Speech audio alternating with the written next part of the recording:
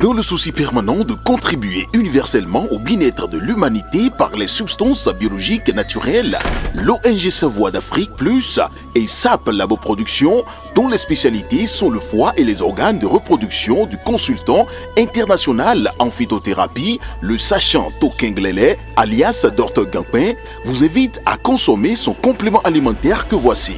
Gampin Siro est un complément alimentaire qui favorise la multiplication des cellules du foie et le bon fonctionnement du côlon. Il stimule par son action énergétique le désir sexuel en corrigeant les troubles érectiles, l'éjaculation précoce, augmente la libido et corrige la fatigue physique et mentale. Le siège est dans Cotonou à Zobo, non loin du 10e arrondissement. Contact plus 229 60 60 20 65 97 25 03 61 95 53 70 70.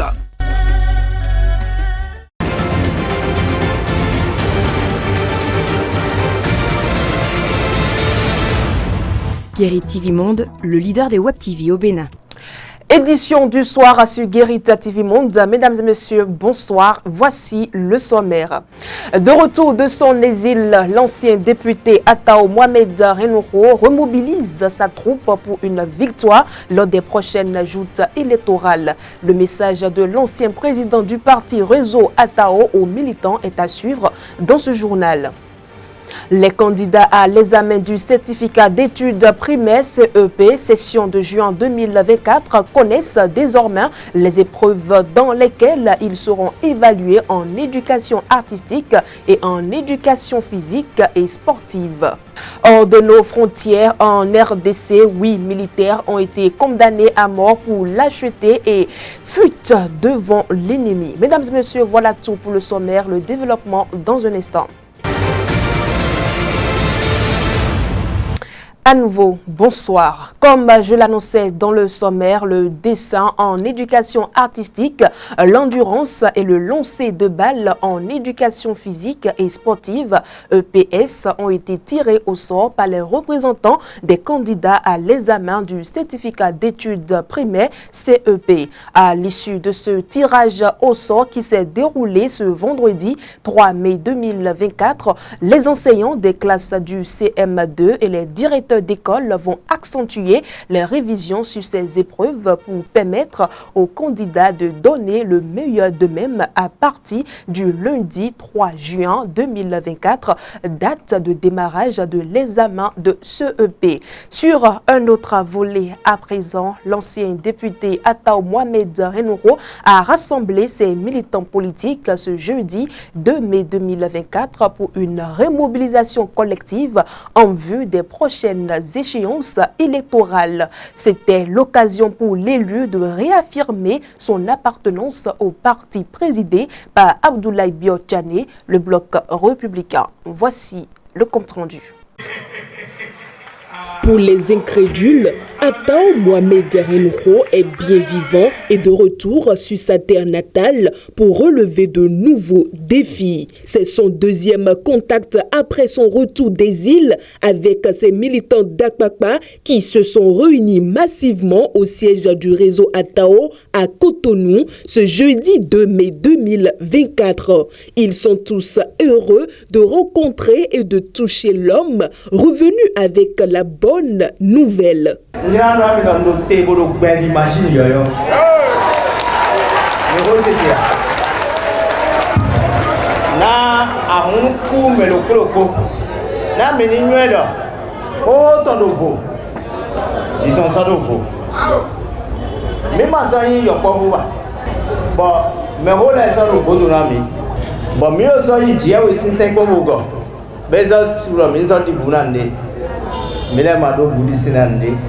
Après des séances de prière, de gloire et de reconnaissance au Créateur, Atao Mohamed Renouko a réaffirmé à la foule son appartenance au parti du cheval blanc cabré.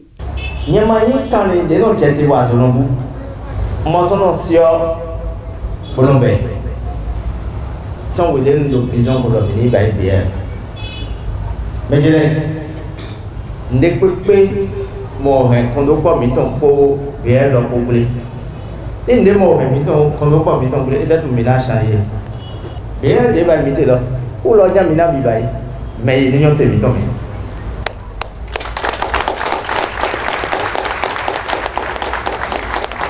Les blocs républicains là. Les unions ont claqué à ennemi. Nous n'avons pas les coups mina chambre belle et là dans qu'on a au-delà danser. Dans qu'on a au-delà danser. Mais là mais le blé au majorci. Ayant vaincu la mort en prison et en exil, le jeune acteur politique béninois revient très serein pour remobiliser sa troupe pour une victoire du bloc républicain en 2026 dans les départements du littoral, de l'Ouémé et du Plateau.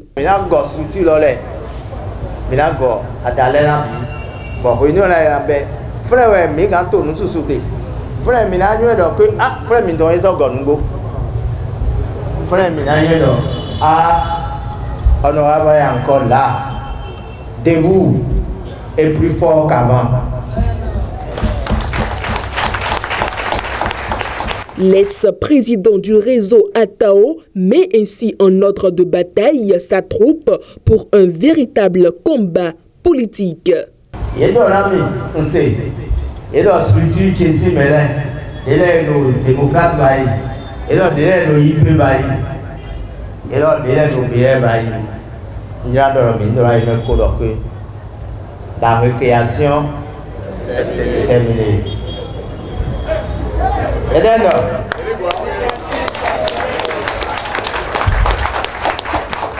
prenons les choses au sérieux. Travaillons main dans la main. Quitte à ce que si les gens nous considèrent, on va leur montrer que nous sommes des gentlemen. Amusement à part, blague à part, prenons-nous au sérieux et changeons de stratégie. À l'entendre, l'homme est le seul détenteur de la clé d'une victoire politique à Akpakpa. Aujourd'hui, plus armé et plus fort, rien ne peut l'arrêter dans sa démarche pour surmonter ses adversaires politiques. Nous avons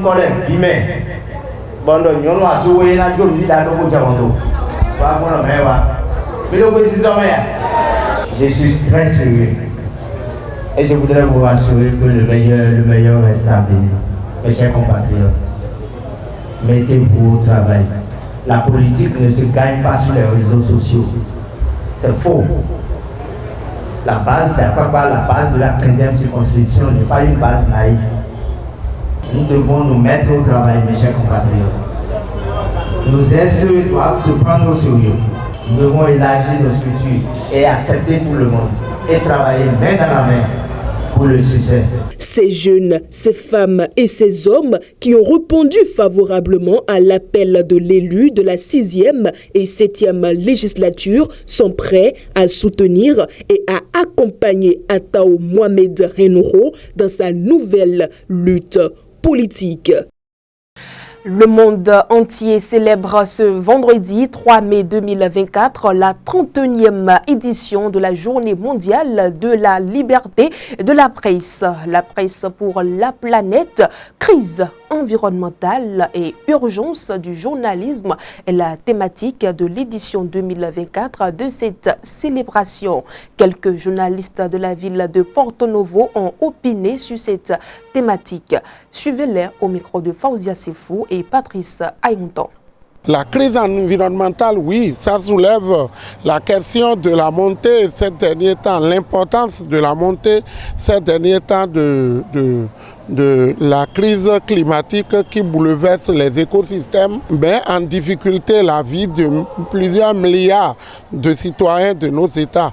Quand vous allez voir la sécheresse grandir dans d'autres régions, et c'est pendant que, comme ça, dans d'autres régions, on apprend qu'il y a pluie et il y a inondation, et ça crée d'énormes dégâts où il y a plusieurs pertes en vies humaines. Et quel est le rôle du journalisme? C'est comment redéfinir nos manières de travailler, redéfinir nos cadres la charpente même de tout ce que nous faisons jusque-là, c'est de le redéfinir de sorte à attaquer la question de par ses racines. Vous voyez, récemment, le gouvernement du président Boni Yayi, à l'époque, avait lancé 1 million de Béninois, 1 million d'arbres plantés. Voilà autant de choses qu'il fallait encourager jusqu'à nos jours. Comment faire pour que les Béninois puissent commencer à planter des arbres, à protéger la nature, à éviter de détruire l'écosystème, à savoir, mais dans les États également, puisque ça devrait être le travail de tous les États. Ça, c'est ce qu'il y a de chez nous. Mais les gaz à effet de serre, les trucs qui se fabriquent, ne sont pas fabriqués seulement au Bénin. Ils sont beaucoup plus fabriqués dans ces pays-là, comme la Chine, les grandes puissances de l'Europe. Et c'est depuis là-bas que le travail devrait commencer. Et c'est à juste titre que le thème choisi cette année est donc l'urgence du journalisme pour réveiller les attentions depuis les États et où qu'ils soient pour qu'on puisse ensemble mettre fin à ce qui se passe. L'UNESCO qui a retenu ce thème cette année sait très bien que oui, il y a énormément de problèmes, surtout sur le plan environnemental, mais au même moment, on reconnaît un peu la valeur du travail du journaliste. Parce que si aujourd'hui on sollicite les professionnels des médias que nous sommes, les journalistes que nous sommes, à parler de l'environnement, c'est parce qu'on sait très bien que oui, c'est grâce à nous que l'information juste est donnée. C'est grâce à nous que les politiques, les décideurs savent effectivement ce qui se passe à tel endroit ou à tel endroit pour pouvoir prendre des décisions meilleures, histoire d'impacter considérablement le mieux-être des populations. Et donc l'environnement aujourd'hui est secoué par, je dirais, diverses pratiques nuisibles. Et quand vous allez dans des pays industrialisés, regardez combien donc, la couche d'ozone est détruite aujourd'hui à travers donc, la construction ou la production du gaz à effet de serre. Et donc quand on voit également, on va dans le domaine de l'agriculture, regardez des produits toxiques, l'engrais chimique, les produits phytosanitaires, les pesticides, insecticides, etc., qui sont énormément déversés aujourd'hui, qui polluent également l'environnement. Certaines de nos pratiques également où on brûle des pneus un peu par-ci, des tas d'ordures un peu par-ci et qui polluent l'environnement. Et donc l'environnement est détruit aujourd'hui par les êtres humains que nous sommes, et pour pouvoir attirer l'attention sur les conséquences ou les causes de ce qui fait qu'il y a énormément de changements climatiques, il y a énormément des aléas climatiques aujourd'hui. On ne peut que faire appel aux journalistes parce qu'on sait très bien que voilà, c'est leur travail. Est-ce que aujourd'hui au Bénin, les journalistes béninois arrivent quand même à se spécialiser dans les thématiques? C'est ça la question. Parce qu'il faut des journalistes spécialistes. Il faut éviter les journalistes de compte rendu. C'est ça aujourd'hui les mots qui minent en fait la corporation. Mais combien de journalistes arriveraient véritablement à pondre un sujet digne du nom? Parce que c'est une thématique. Quand on parle de l'environnement, il faut en fait un journaliste spécialiste de l'environnement pour pondre effectivement des sujets ponctuels. Malheureusement, il n'y en a pas. Donc je pense que ça nous interpelle. Et quand ça nous interpelle, c'est que ça interpelle également les fêtières. Que ce soit le CNPA, le PMB, qui est également en fait une structure qui devrait nous permettre de se former. Il faudrait le renforcement de capacité. Parce que c'est eux qui contractent en fait des partenariats auprès de l'USAID et consorts. Mais est-ce que le PMB aujourd'hui joue son rôle pour que le journaliste en fait arrive à se former? Donc il n'y a pas de spécialistes en la matière. Donc je pense qu'aujourd'hui, il faudrait que les structures aient de répondants pour que nous soyons formés. Parce qu'il n'y en a pas beaucoup. Donc je pense que déjà, nous devons également nous poser une question.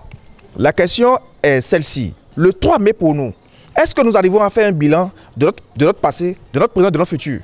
C'est très important de le faire. Parce que chaque fois on dit, mais nous allons fêter, on prend la bière, on prend de sucreries, nous mangeons. Ce n'est pas ça la réalité des choses. Mais en retour, les confrères, ils sont dans des précarités. Est-ce que nous arrivons à mener nos réflexions pour permettre à ce qu'aujourd'hui, si je vois en fait l'autre rouler de belles caisses, il faudrait que je pousse également l'autre qui marche à pied à devenir comme moi demain. Donc je pense que le 3 mai doit nous servir en fait de socle de base pour que nous réfléchissions par rapport à ça, pour que nos enfants, nos jeunes qui arrivent aujourd'hui, moi je rêve que les jeunes aujourd'hui qui sortent arrivent dans le métier. Nous voulons avoir beaucoup de journalistes, mais est-ce qu'aujourd'hui le métier nourrit son homme? C'est précaire. c'est précaire parce que les aînés ont fermé les vannes. En bref, la visite médicale pour les candidats en lice pour le recrutement militaire spécial sous-titre pour le compte de l'année 2024 est prévue pour le lundi 6 mai prochain. C'est ce qu'a annoncé le chef d'état-major des forces armées béninoises à travers un communiqué. Les candidats concernés se présenteront dans les centres de visite médicale en tenue de sport munis de leur carte d'identité en cours de validité.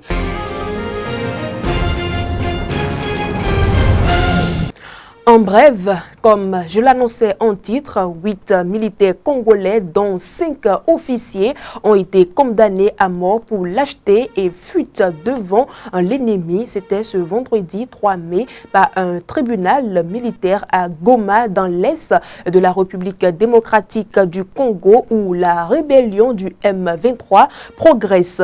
L'accusation avait requis la peine de mort contre les 11 militaires jugés dans la même affaire, mais le tribunal a acquitté 3 soldats du rang, considérant que les faits retenus contre eux étaient non établis. Ce sont les premières condamnations à mort prononcées par la RDC depuis la levée du moratoire sur la peine capitale en février dernier. Autre actualité à présent, la coalition rebelle du nord du Mali, dont les responsables se sont réunis du 25 au 30 avril 2024, a diffusé un communiqué ce jeudi 2 mai 2024 pour préciser ses nouveaux objectifs. Voici les détails.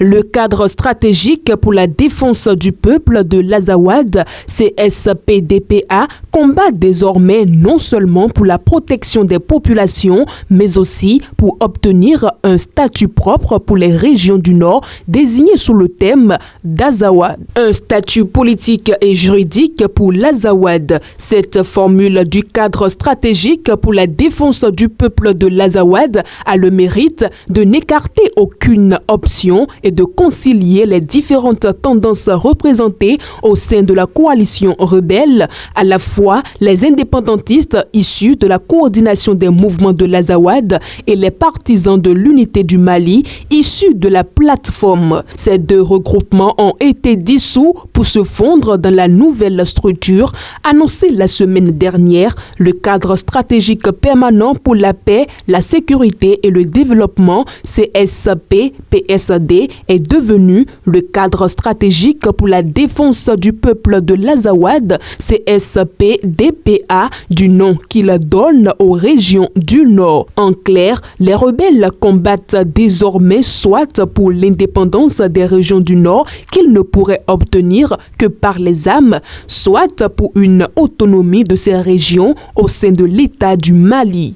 Un tel statut supposerait l'ouverture de négociations avec Bamako qui paraissait hautement improbable avec les autorités de transition actuellement en place.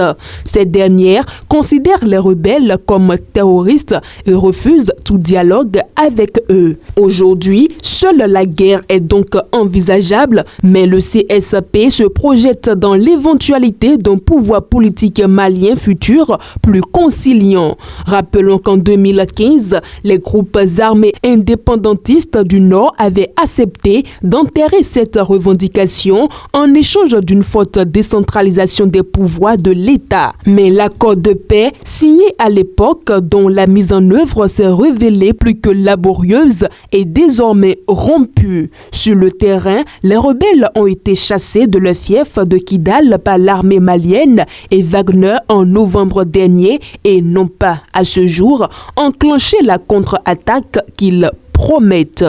Mesdames et messieurs, c'est la fin de ce 19h à la réalisation Patrice Ayonton. Merci de nous avoir suivis et excellent week-end à tous.